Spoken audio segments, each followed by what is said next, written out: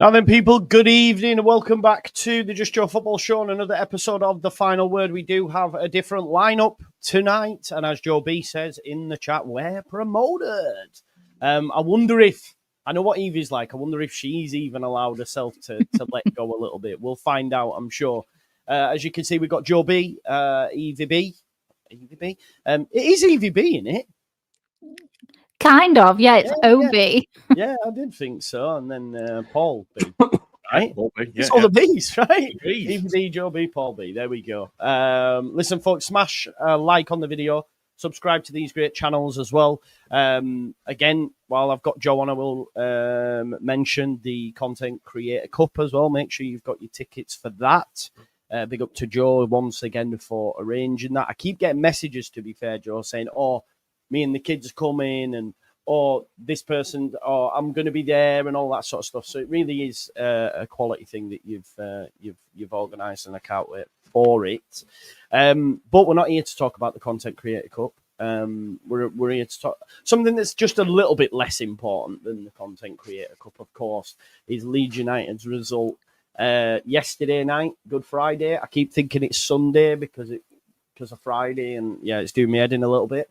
But Good Friday, look, it went as well as it could have gone. Of course, Sheffield United could have lost or whatever, but Leeds just had to do their job, and they did.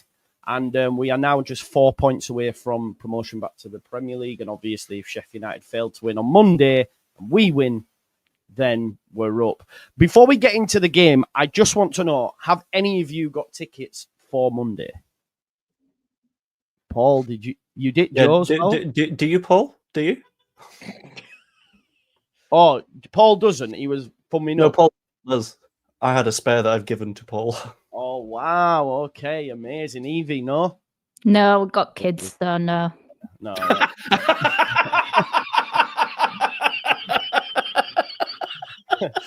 Bane of your lives, aren't there? Top-notch mother right there. No, yeah. I have little people. No, they're all taller than me, so that makes it even worse. I can't even ridicule them because they're small. I was going to say, Evie, is your table like really, really high or something? No, I've put it down and I can't figure out how to get it back up without it shooting back up. I don't want to kind of just go. Not like this at the table. That's all right. Should we start with the ridicule for the height again then? It's fine. It's fine. It's fine. I can't get it to go back up. So, have I gone any taller then?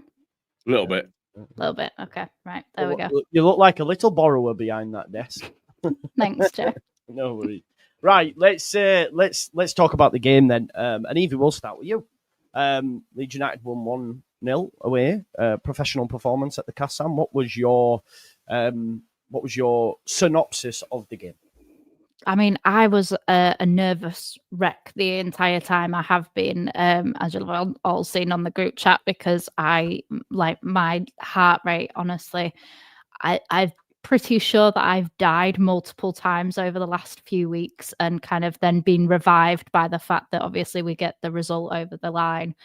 But this is 3 back-to-back games where I've ended up kind of basically on my knees on my living room floor when the final whistle goes because I'm pacing back and forth. But I thought, I'm sure that we'll come on to him, but Rodon, what a signing, what a permanent signing that guy has been. And both Rodon and Bogle started the season pretty shaky, really. Rodon wasn't good all through pre-season.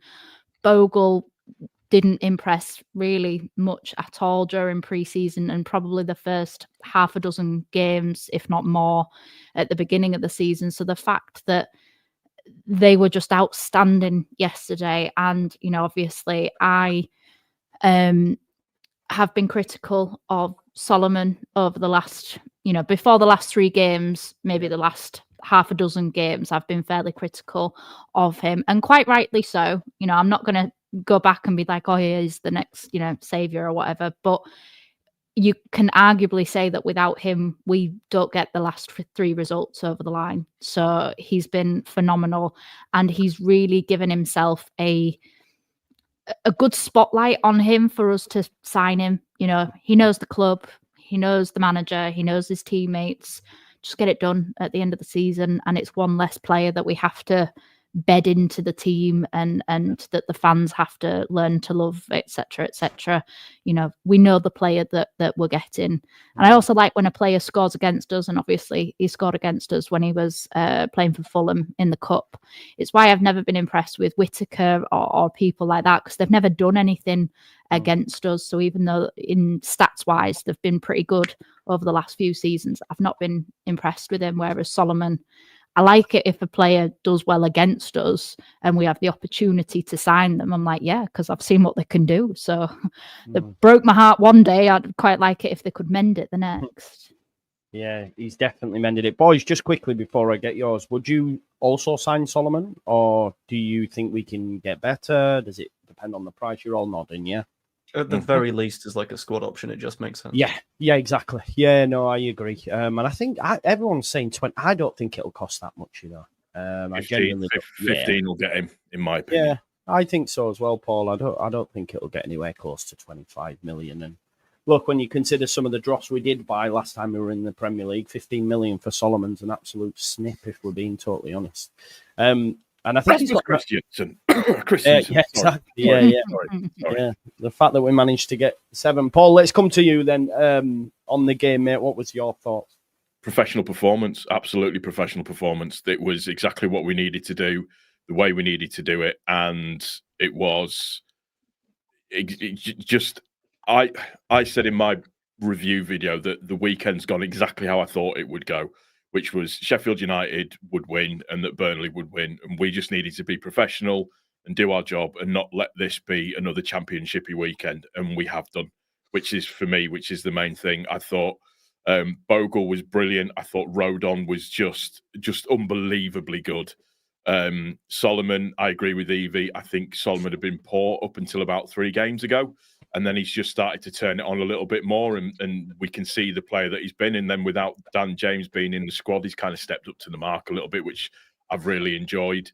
I've enjoyed seeing Piro's link-up play as well, working a little bit better than what it has done and being a bit more involved. Yeah, he's got a bit of a way to go.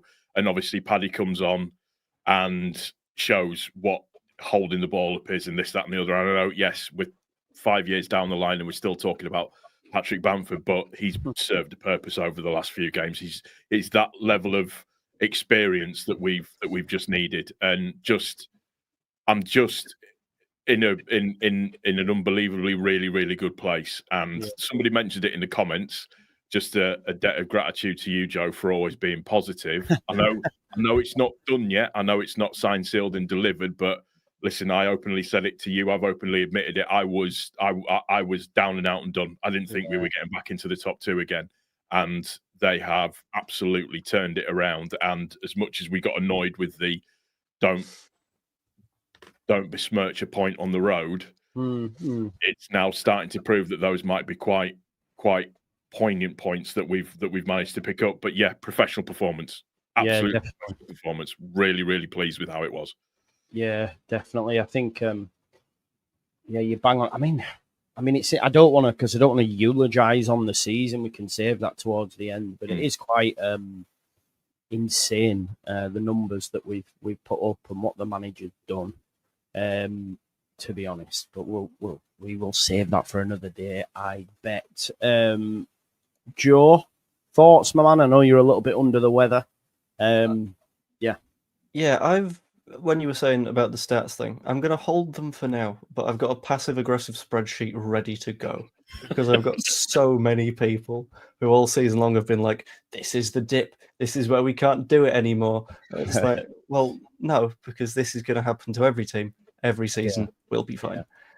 And look, we are fine. We've done pretty damn well, and I'm more than happy with the spot that we're in. In terms of like the match itself, it's, as Paul said, it was a ridiculously professional performance where we did what we had to do, and like arguably we could have had a couple of extra goals as well. We were fairly unlucky to not. But at the end of the day, what you want from a team is a team that gets the result that they need, rather than a team that you've played really well, but you've lost 6-3. But that's okay because you had slightly more XG than the other team. That doesn't matter because at the end of the season, Jesse, you're still in the relegation zone. Whereas right now we are not only sort of getting the results, but we're performing well at the same time. Yeah. And it's a very, very happy place to be. And a quick note on Evie's consistent hatred of Manor Solomon. I say this, but it's not a hatred. It's just a getting tired of. We even got to the point of stress last night where Evie put a message in the group chat saying, "I hope Solomon is okay." That's the level we're at. She's wishing well of Manor Solomon.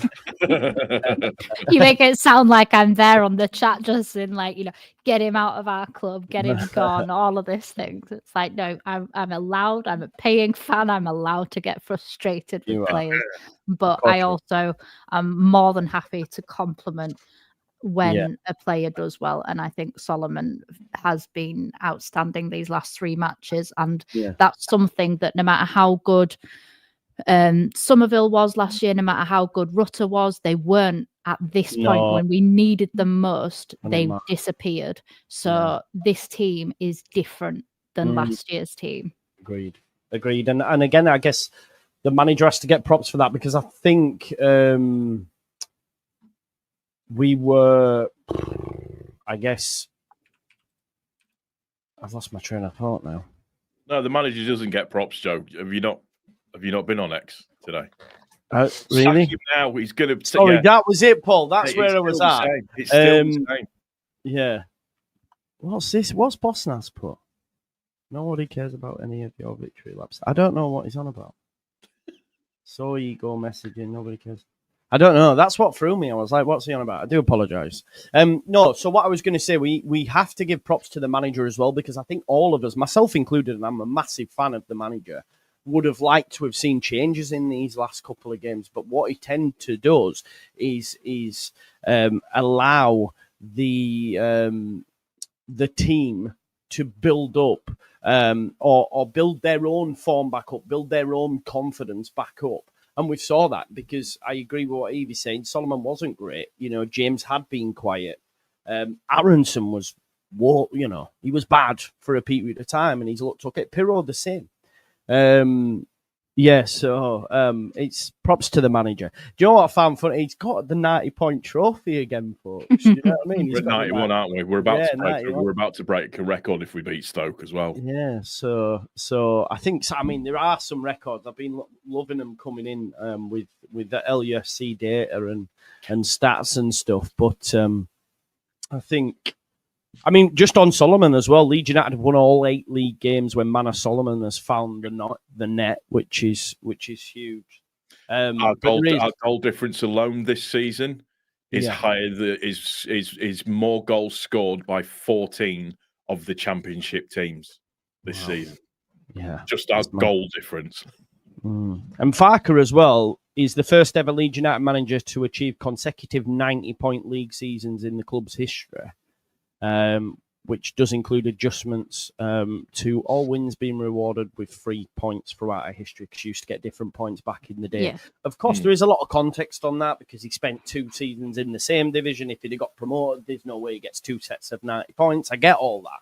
But he still does, deserve praise for that. Evie, you were going to talk on Rodon. Do you want to, for me, he's been like a man possessed, I think, since we had that drop off. And then I don't know I'd go as far as to say it since Darlow's been in. It's almost like being a different that Welsh trio. Talk on them. The Welsh triangle. Absolutely. If you like. I think if you're looking at individuals, you could probably say that as an individual player, Strauch probably has better qualities at centre back than Ampadu does as a whole. But when you're talking about partnerships and how good partnerships are, and how a partnership can actually make up for potentially a lack in quality, because you've got that innate trust in one another, you can when obviously Rodon at the Preston game heard that Plymouth had were in the lead against Sheffield United, and he was going berserk with the crowd and geeing them up, and Ampadu came over and was just like, calm down. He can do that because not only is he the captain, but he's also a friend and an international colleague, and they've got such a good relationship and good amount of trust. And I think that Darlow connection makes it even stronger because they will happily cover for one another. You know, when obviously Darlow did the bizarre thing of waiting until the last second to kick the ball out, and did they get a corner, I think, from it as well, and it was just a bit daft, but there was nobody rolling their eyes, there was nobody shouting at one another. They were all like, okay, let's just deal with whatever is next thrown with us.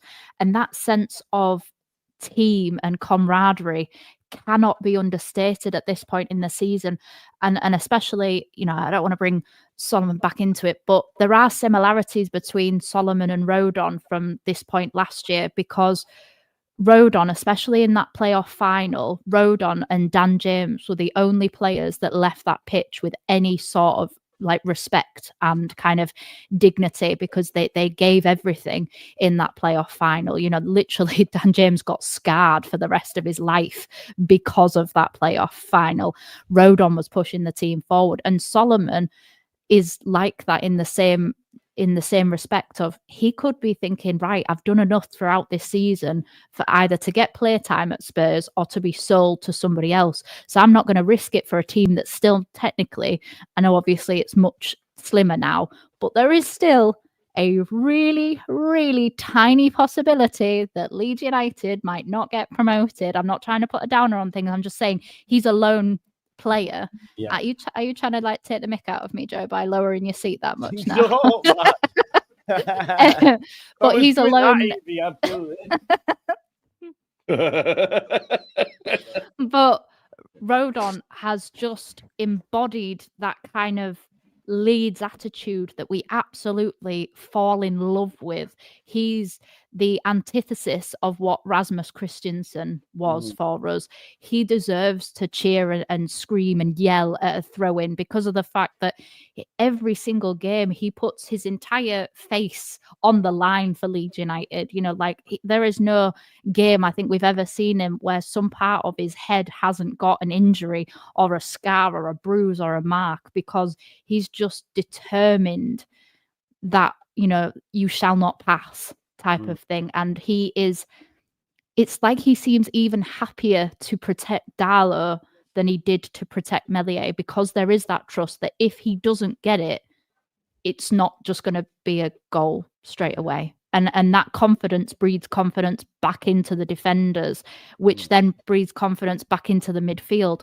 which then breeds confidence into the forwards. So then you've got a complete team performance, even when actually, you know, like everybody said, it was a professional performance. It wasn't vintage, it wasn't glamorous, it wasn't pretty, but we got the job done. And that's because every single player was playing for one another. And I think Rodon is a huge part of that. Yeah, he's. I think you're bang on the money. Matty's just mentioned in the chat there about that centre-back partnership. I mean, I put it forward about that potentially being the best one, but then I did, you know, the lads on last week's Final Word did say like Ampadu centre back in the Premier League is a totally different kettle of fish to what we face in the Championship, which I think's fair. So we probably do need an acquisition there, because unfortunately Stroud just can't be depended on. He gets so many injuries now. He's injured 3 or 4 times a season. So yeah, we need to definitely add there when we get promoted, because we are, like I say, it'll hopefully happen on Monday. If it don't, actually, here's a question for you: would you rather it happen as soon as possible, Joe, or would you rather Bristol City? I guess my point is, everyone will have emptied out of Ellen Road, and we won't find out until 8 o'clock. So say Sheffield United get beat, then you find out we've done it. Whereas if it rolled on another week, there's a chance that you get 3 points against Bristol City and find out when you're in the ground. Do you know what I mean? Like, if you could choose. There's the greedy part of me that definitely wants to find out that we've got it done inside the ground. Yeah.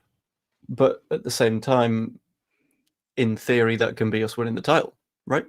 True. So, if Burnley drop some points on Monday, then if we win, we're up anyway.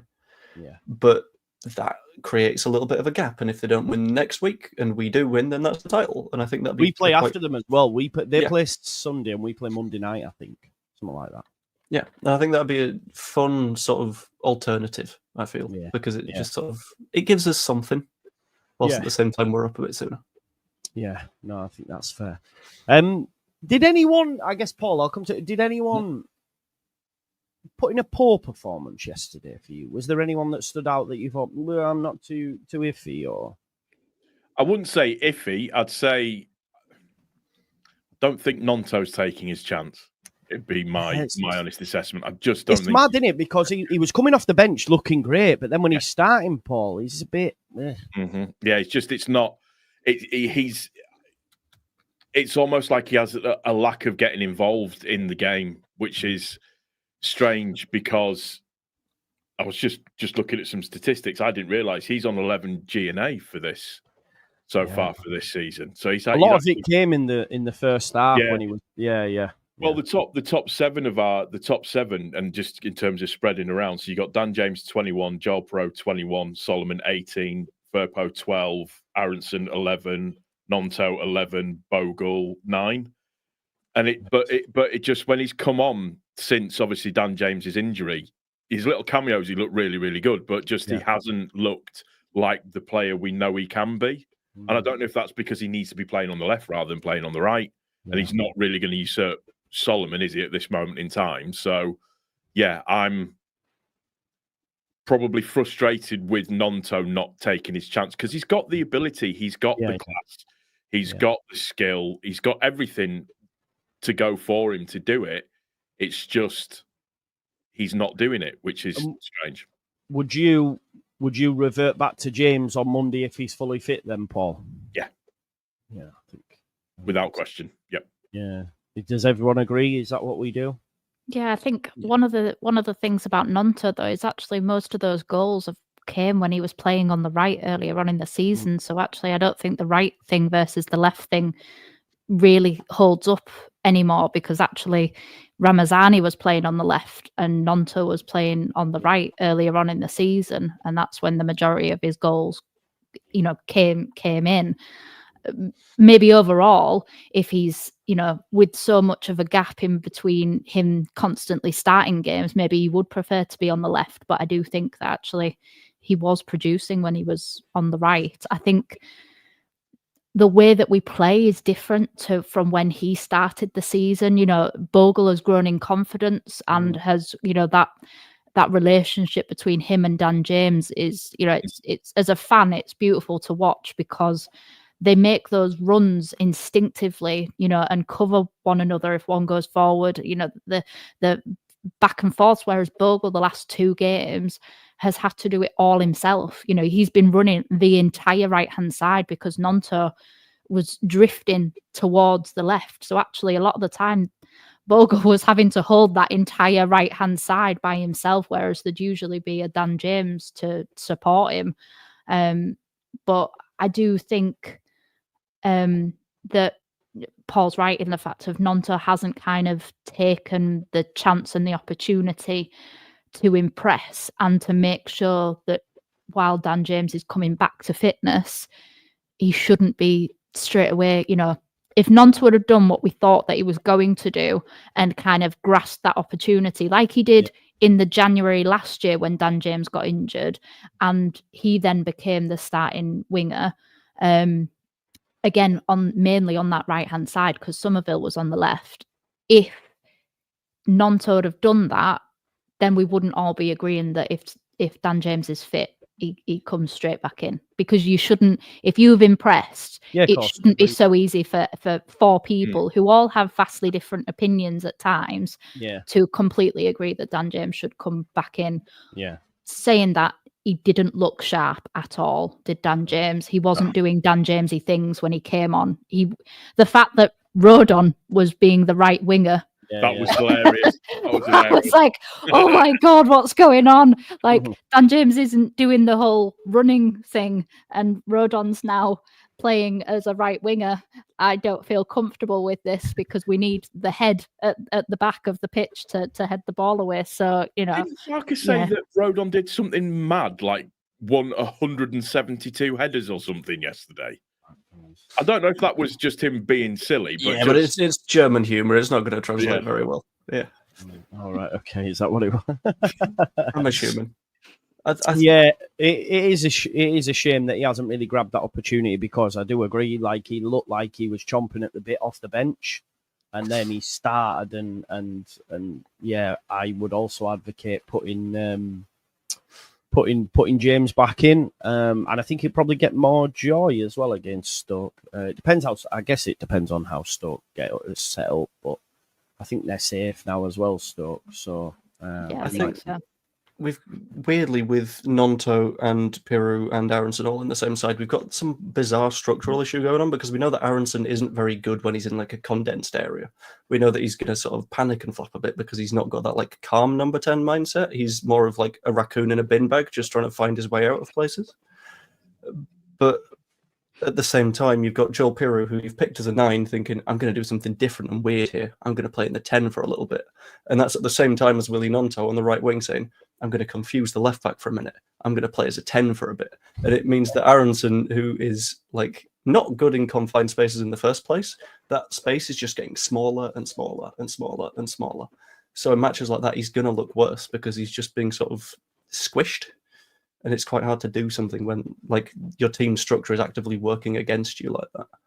I actually think Aronson's all right in tight spaces. I think it's when he's got time to think that he's worse. I think he's very good when he can pick things up on the half turn and wriggle out of like little tight space. But it's then what he does after that I find that's the frustrating thing. Maybe when he's got a little bit too much time. I think the difference, like, so when Nonto received the ball, and I don't know if it's just ring rust because he hasn't played as much of the other lads, but he kept getting caught on it because it was almost like he was taking too much time, whereas the others were touch and off.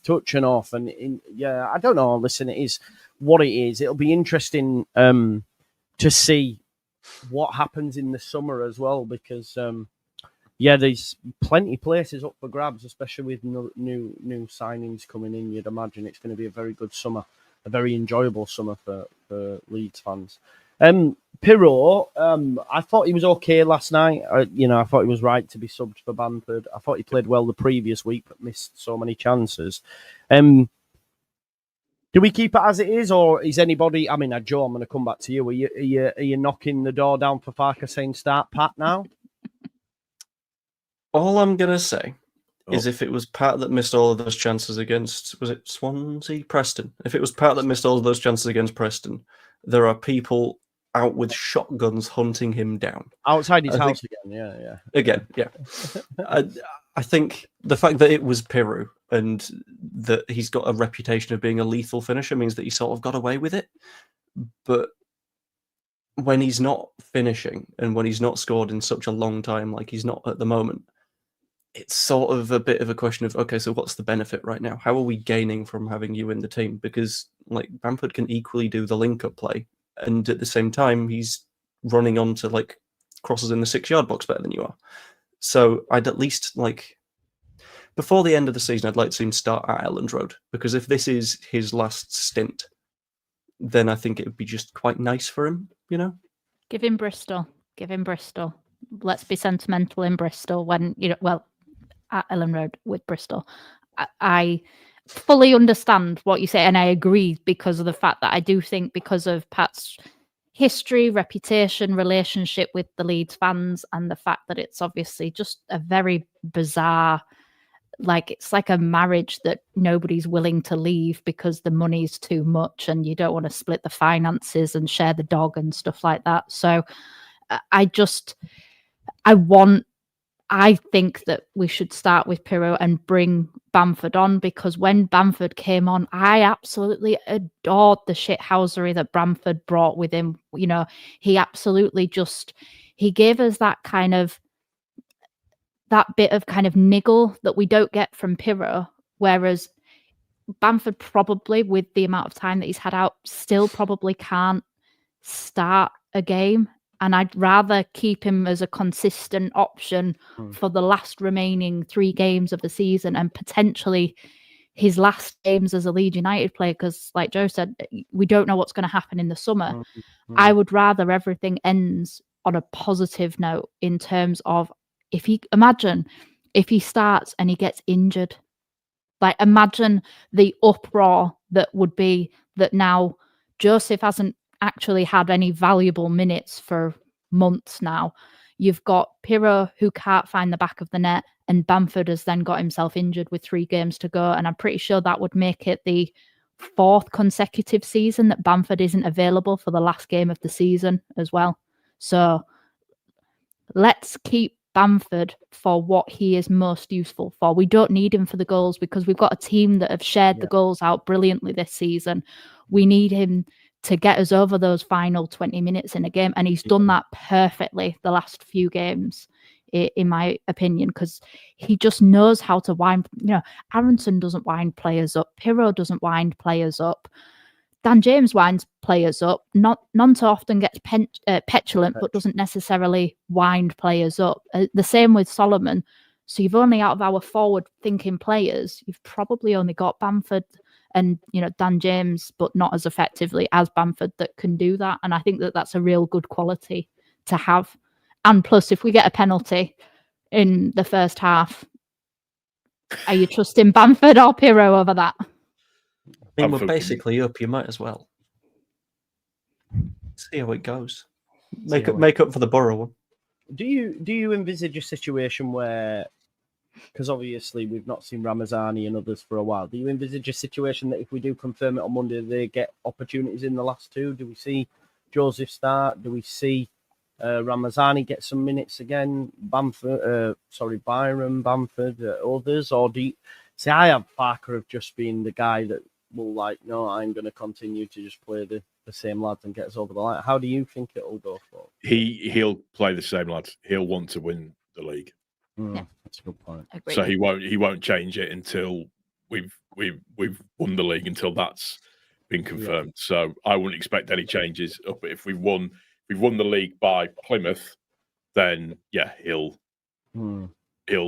probably make some changes, but he won't do anything. He's too professional, is probably the word that I want to use. He's to make that happen. He's got, just for his own personal awards and everything that goes with it as well. So he won't change it, IMO. So no, he's got an ego, and you're not a successful person in sports if you don't have some form of an ego. And for me, and that he's got an ego when he went on that massive speech last season when he says, I know my business about the whole striker, Pirro, Rutter situation. Even though he backtracked, he still went on a massive speech about the fact that he knows his business and this, that, and the other. But he'll want to take that title of having won the most championship titles if it's within his grasp. If we screw things up and we just get promotion, then that's that. It is what it is, kind of thing.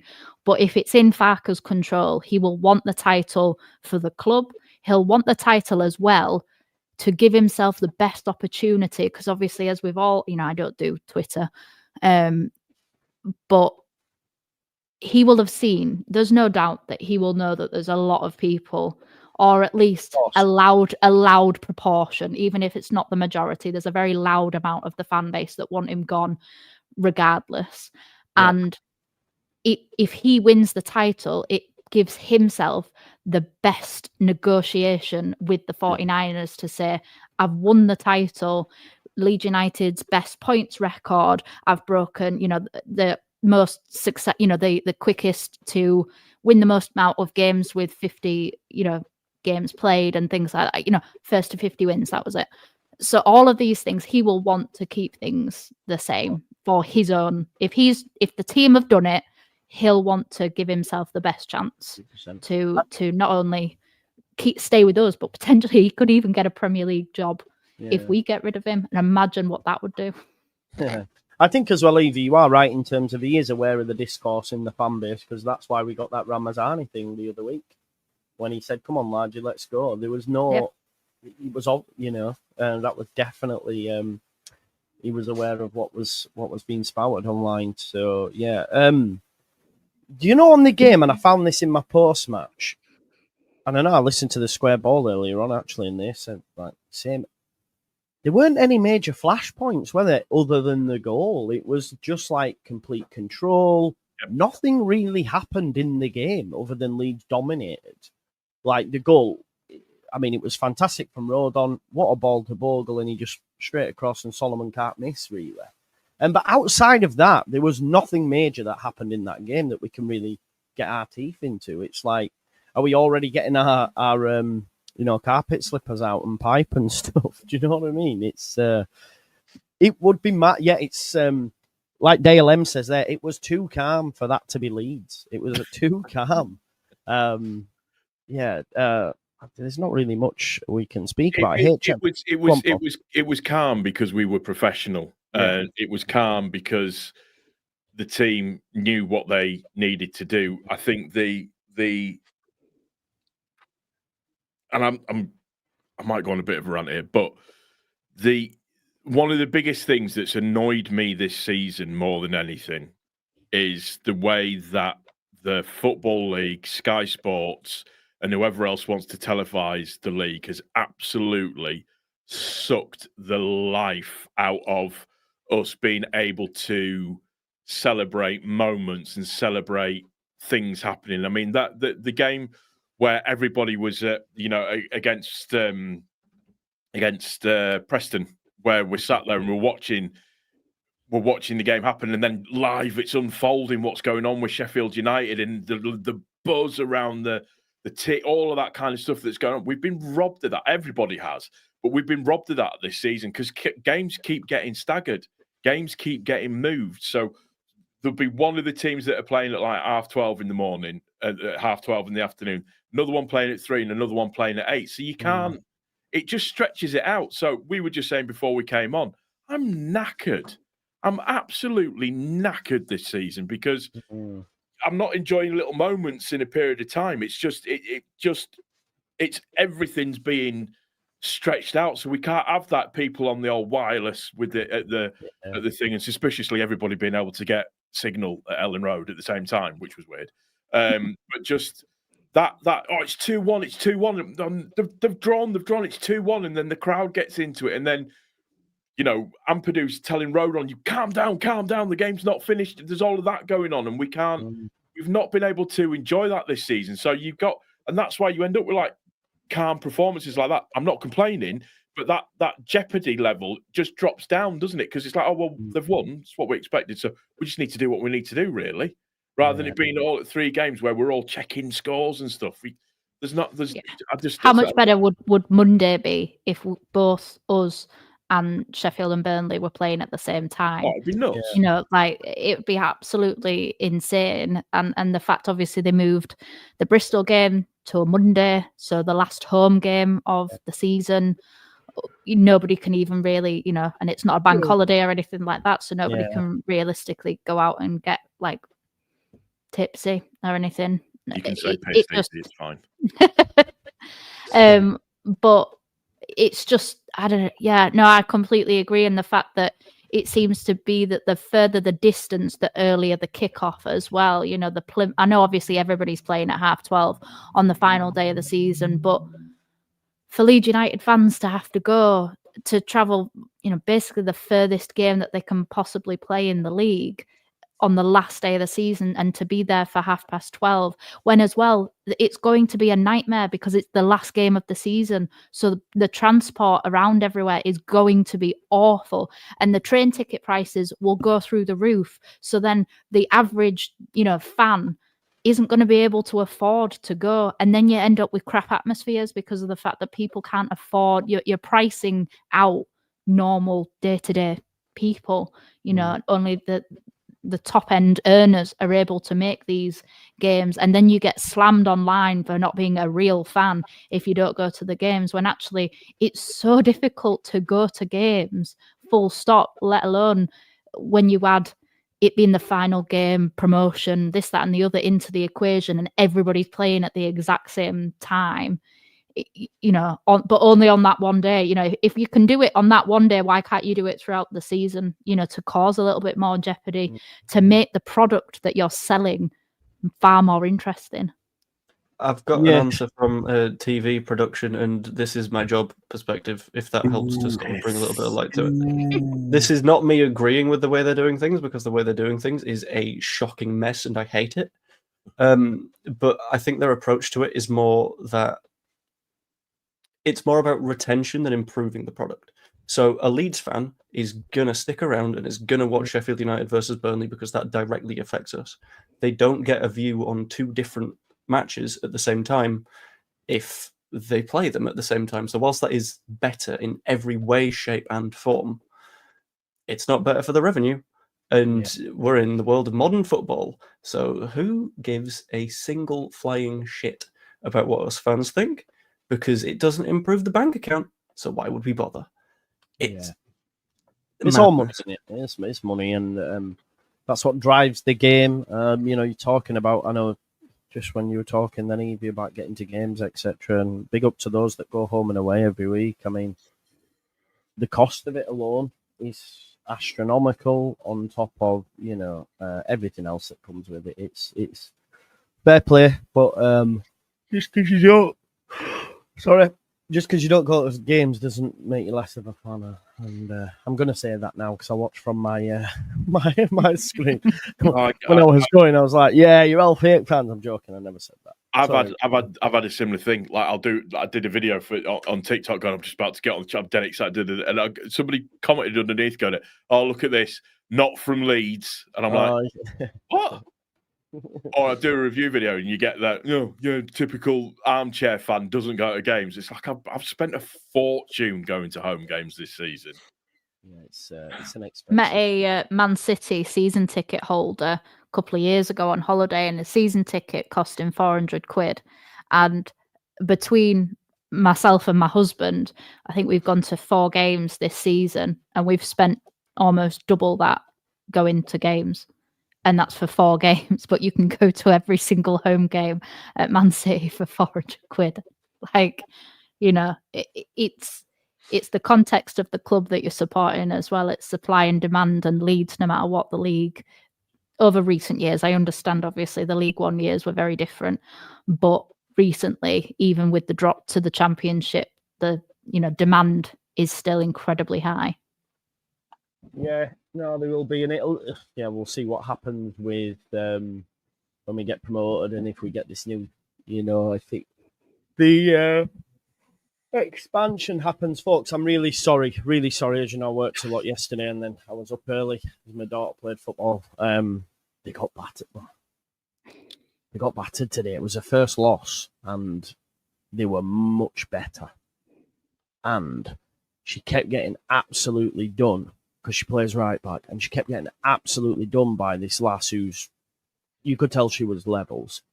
And it was like she wanted to turn it in. And I kept having to say, it's all right, like, keep your head up. She was like, oh, every time she beat her, she kept putting her arms in air and that. And I had to have a conversation with her after, saying, these things will happen. There will be people out there that are really good. But yes, I was up early doing that. But it's fun. I enjoyed it. Right, folks. I'm ready for bed, aren't I? I think I'm ready for bed, and can't even begin to think about things to talk about because the game was just ordinary. Just United, big up Sheffield United fan, I believe. He says, "Hey, congratulations on promotion. Hope to join you via the playoffs. So, having overcome your dip in form, is this team past the mental block the team faced last season?" I was going to say that to you, folks. What do you reckon in terms of? Do you think the experience of last year has massively helped them this time around? We have the likes of Rodon, Ampadu, James, those that were here last season that experienced it, Firpo and stuff. Do you think that helped? Because we did have a dip. I know we didn't lose, but we did have a dip. So, yeah. I think the fact, obviously, you've got Firpo, who he's not going to sign a new contract, and I'm okay with that. I want him riding off, because we saw, I'm sorry, Joby, but we saw glimpses of Premier League Junior Firpo against Preston, and I don't want to see that again. I want to remember Junior being a free spirit, playing in the number 10, number 9, right wing, left wing. I want to remember him like that. So I think he will want to kind of put a beautiful full stop at the end of his Leeds United career by getting us promoted. Similar to, not the same level, but similar to, obviously, Rafinha knowing he was going to Barcelona at the end of the season, but he kept us in the Premier League. So I think this team, large proportions of this team have seen the heartbreak from last year, and they also know we didn't have to make up all those points that we did do last season. We're right there. It's in our hands. We have the best possible chance to get promoted because we've already played the other 2 promotion rivals. So we only even have to do the bare minimum to get promoted. We don't even have to do a great deal, but it's still not done yet. And I like that attitude that seems to have come back in after the dip. I didn't like the attitude that we had at certain points where we seemed to go into games thinking that we'd already won because on paper we are by far a superior team than everybody else in the league. So if it was just played on paper, we'd have already won it half a season ago. So, but it isn't, and anything can happen. And, final rant, it's one of the things that I wish that the Championship had money, because it is a far more interesting league. The fact that at this point in the season there is still something to play for 95% of the teams, you can't honestly say that that isn't more interesting than it took 55 minutes out of the 3 o'clock kickoffs today in the Premier League. Other than Brentford, it took 50 minutes for anybody to score a goal. And this is what we're going up to. This is where the money is. This is where we need to be. But the actual entertaining football and I'm not saying quality, I'm saying entertainment. You can't say that you're not entertained by Portsmouth versus Norwich in a 5-3 game. It's just fun. And football should be fun and not sterile. But unfortunately, that is where we have to go to get money. Problem is, though, this season with the Premier League in particular, the league was sewn up ages ago. Everybody knew that Liverpool was going to win it. The only interesting factor is who's going to get the Champions League spots. Relegation was sorted out weeks ago, so it's just like months ago. You're just watching teams play, and it's just like I watched the Man City Everton game, and I'm just sat watching it, going, it's. Or is it just me that can't wait to play Everton next year? Because Jack Harrison, I'm pretty sure he will go there. And I'm really excited for Bournemouth next year as well, because if Sinisterra and Tyler Adams are both there, what a welcome back to Ellen Road they will both receive. Good side, though. I don't care. I want to be at that game. I want to be in that game, like at Ellen Road next year, because that crowd will be up for it. The abuse that they will get will be astronomical. You want to sue my club? You wait till we're back. I'm just sort of imagining Max Vober, if he's still here, just sort of looking out at Tyler Adams and Sinister and going, "Why didn't you take me, dickheads? I'm still here."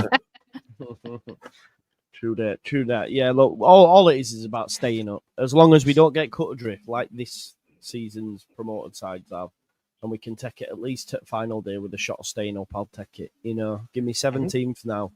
Because I do believe if we stay up, Leeds United have the potential to build, like Aston Villa have done, like Newcastle. Newcastle's a different kettle of fish, but Villa, Brighton, Brentford, all these teams, we can do it if they can. And so just got to stay up that first season and then see where it takes us, because I do believe the 49ers will invest much more than we saw under Rads when we finished 9th that season. So we will be there. Right, let's get some... Go on, sorry. Did you see Larry Nance on X saying 3 points and then click underneath going, "Make sure you pick me up"? Yeah, it was brilliant. Nice to see. It was brilliant. Again, sorry for the yawn, folks. Long night, as you know, and early morning. Right, so let's get some score predictions for Monday night. I want to know the Burnley and Sheffield United one as well. So, Joe, we're going to come to you first and foremost, mate. How does it go for us, and then how does it go in the preceding game? I think we will be in a position where we want to really flex on a team. And I think there are fewer teams that are better for us to have a little bit of a flex against than Stoke. So I'm going to go with something like a daft 4-0 for us or something. And then the other match is going to be the worst game of football you've ever seen. It's going to be 0-0, and there will be 3 shots in total, if we're lucky. Nice. 0-0. And they have to win, right? That sees Leeds promoted for you, Joe, yeah? I think 3-0. And I think Burnley win 1-0. if I'm honest, which also sees Leeds promoted on Monday. Evie? 2-0 and 1-1. 1-1. Again, Leeds promoted. Do we get a full house, Paul? We're coming to you. I think it's going to be special on Monday. Sorry, so I'm going with Joe. I think it's going to be a 4-0 for us. I just think we're going to turn it on, and I see a draw. I think it'll be a 0-0 draw between Burnley and Sheffield United. Does anyone give Sheffield United any hope in that game? Which are we being? I don't. The mad thing is, I don't. But could they? Well, yeah, of course they could. But the thing you've got to look when you look at it from a statistical point of view is Burnley haven't lost in 30 games. Yeah. So they've only conceded 1 goal, and they've never conceded 2, I believe, as well, right? In the same, is that right? Yeah, that's insane. Like 14, isn't it, all season? 14 have conceded all season. That's fucking insane. But that's this is why I wish that Burnley had the slip and not Sheffield United, because even though Sheffield United, they don't exactly play thrilling football either. I'm not saying that they're some kind of world beaters, but they've just bored the league to promotion. Like, didn't they have something like 8-0 on the spin? Yeah. How is that entertainment? Why do you want to go and pay money to go and see that? I just don't understand it.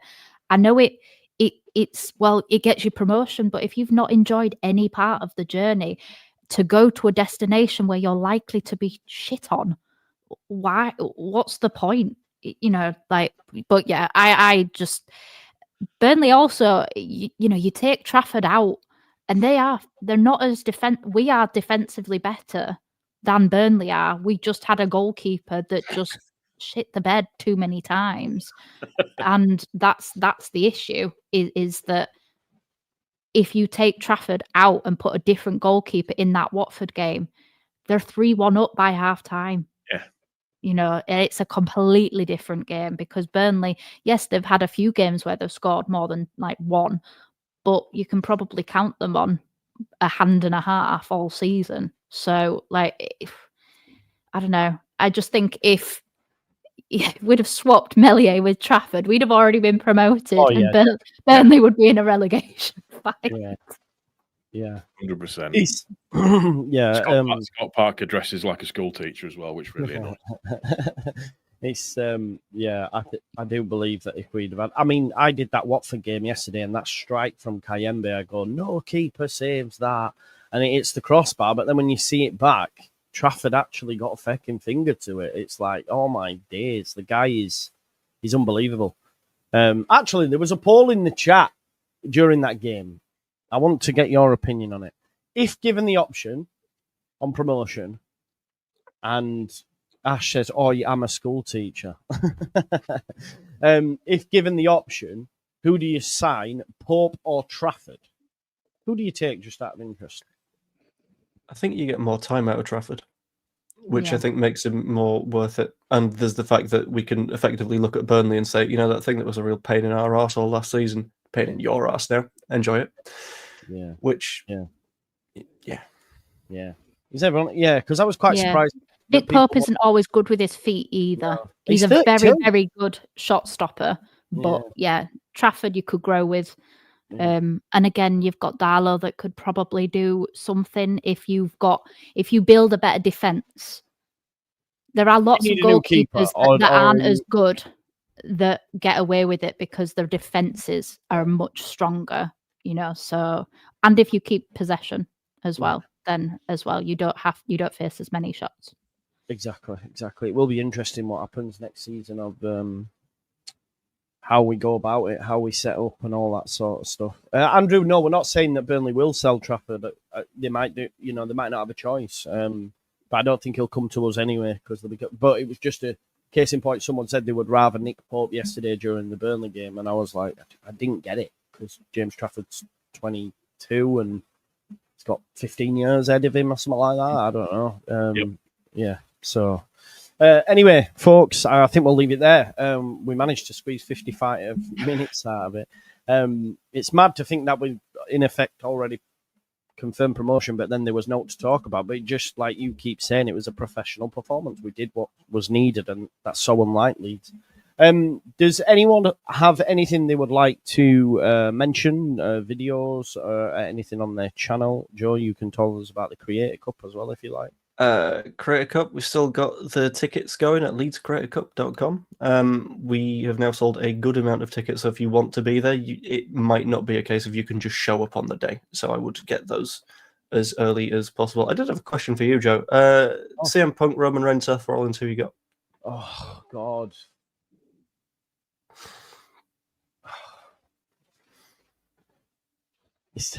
I'm the same as you, Evie. That vacant look is exactly the same as mine. Do they give Punk main event, so do they actually then let him win? Maybe not. I don't know. No, I don't think so. No. I'm going Rollins maybe, but I don't know. Yeah, I think Rollins. I inquire as to what we're talking about, just so that I can nod and smile appropriately. Okay. All right. So crap then. Okay. It's the pinnacle tonight. It's WrestleMania day one. So yeah, it's good. Ah yes, those poor actors.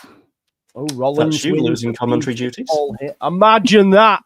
Paul Heyman guy, and he actually leaves with Rollins. That would be great, by the way, if that actually happened. That would be great. What is the Creator Cup, Joe? It is a big old charity football match that we are doing on the 20th of July at the South Leeds Stadium, or John Charles Centre for Sport. We've got the entire stadium-y bit for the entire day. It's going to be live streamed on my YouTube channel, and also you can get tickets to the event itself. We got a trophy, we got special kits made for it, and all of the proceeds are going to Prostate Cancer UK. So it's going to be a good time, and I hope I hope we can see as many of you there as possible. Yeah, there it is. There is a website. I have put it in the chat as well. Get yourself there. Like I said, I've had several messages, people saying that they're going to be there and stuff. So it's going to be great to meet people in person. Yeah, it's going to be mad, isn't it? It's actually going to be mad. Like, genuinely, I'm so excited. Like, I've probably played football in front of about 5 people, and two of them were coaches. So to think that my kids and that will be in the crowd, and I'm actually playing in a ground, it's honestly, Joe, you don't understand. Like, I might cry. I've got one scheduled in, I'll be honest. Once this entire thing is done, this is why I've been telling people, stop being nice about it for now until it's happened. Then I'm allowed to get emotional, but we're not there yet. Yeah, don't worry, guys, though. Everybody in the chat, I will not be playing football. Nobody needs to see that. Aren't you, either? Yeah, I get to do the thing I'm good at and talk. Yeah. I don't get to, like wrestle and being good at it. It's a matter of opinion. Good. Hey. Well, opinions like arseholes. Everybody's got one, Joe. You know, Evie, well done. Yeah. I do have to warn everybody. Some are browner than others, or tanned. Some just look like a rusty sheriff's badge, one or the other. However you want to play, however you want to know it. Your rusty trombone. Do you know what I mean? It just all that. Quickly moving on. How's Paul taking it to here again? I haven't managed to do that. It's not hard for me to do. do. An opportunity and went, I'm having it. Well, of course, yeah. Listen, one day I will on live tell the story about when I had gastroenteritis. Not doing it today, but I'll leave it there for everybody else has heard it. The fancy boots they've had to be retired because they are too small for my boaty feet. Oh no! So can you not just get them in a bigger size, Paul? Probably, but I'm not made of money. I stopped shitting diamonds when I was 25. So I have got another pair that are. Could you sign them and auction them off? Well, they're a thing of beauty. As the professional footballer that you will be by the end of the 20th of July. Absolutely not going to happen at all. Not going to happen at all. They are, but no. I've got a nice pair that are suitably brightish. So I've got some Nike Phantom. What are they? Football boots for wide feet because I've got shovels for feet apparently. So. Yeah. No, I ain't even got a pair of boots. So there you go. Get yourself to a Nike outlet store, mate. They are doing good deals. I thought you were just going full Garincha and you're just going to play without them. Like, just hope. Yeah. Hey, listen, I'll get some World Cups. The first training session we had, there was some kid that was on. We were in. Have you had a training session? Absolutely, we're taking this seriously. You best believe it. When did you have a training session? In Leeds, let me tell you. When? Yeah, Last with week- Danny and Auto Better lads. Yeah, wasn't it? What? the OKB lads. Yeah, we had a proper training session. Carl was You taking filled us your through. fridge. We had the ladders out and everything. Shut up. I had to assume the downward dog position for 5 seconds while my back came out of spasm. Have But you yeah, actually been training? What is going on? Yeah, we have. Of course we have. Shit. Of course Yeah, we I have. heard about this the other day. Of course we have, mate. Jay Wow. was there. The annoying Jay- thing Jay is, was there, I'm Danny in. was there. Carl was there. Who else was there? Gilly was there. Smarty was there as well. There was about 5 or 6 was for the first session. Just have a run round and a bit of a, so we can all say hello to each other, so we know who each other is, so we can meet everybody in the flesh. Stuff. Wow. We did the Did crossbar not know challenge. this. The annoying thing is, I have known about this because I'm in both of the group chats, but because I've said I'm not going to use it in a devious manner, I've not been allowed to say anything until Paul's just revealed it now. Yeah. So yeah, we were going to have a training session tomorrow, but because it's Easter Sunday, it's been postponed because people will be doing stuff with their families and things and stuff like that. So, but yeah, I've started the couch to 5K just to get my stamina back up again, because at the moment my stamina is severely lacking. So I've got the free app doing the couch to 5K. Some woman keeps seductively just telling me in my ear what a good job I'm doing and to keep going and to go faster and to, don't slow down. Yeah. Keep it up. Come all of on, that you've kind of got stuff. this. You're halfway there. You're doing a really good job. You're doing Yeah. a really, really, really, really good job. Really good. Oh, Yeah, wasn't that halfway fun? Yeah, it was amazing. Good stuff. Right, folks, make sure you check out all of these amazing channels. Make sure you get your tickets for the Creator Cup. There'll be a preview tomorrow as well for the not for the Burnley game, for the Stoke game, sorry. So look out for that on your feed, and enjoy your evening, enjoy WrestleMania, enjoy the boxing if you're watching that tonight as well. And yeah, just have a good one. We'll see you in a bit. Bye-bye, folks. Oh, hang on, I've had a couple of super chats. No, I didn't. I just had one. I love that. This is my longest relationship, 13 months. Congratulations, my man. Big up, Ryan. Thank you, man. Bye-bye.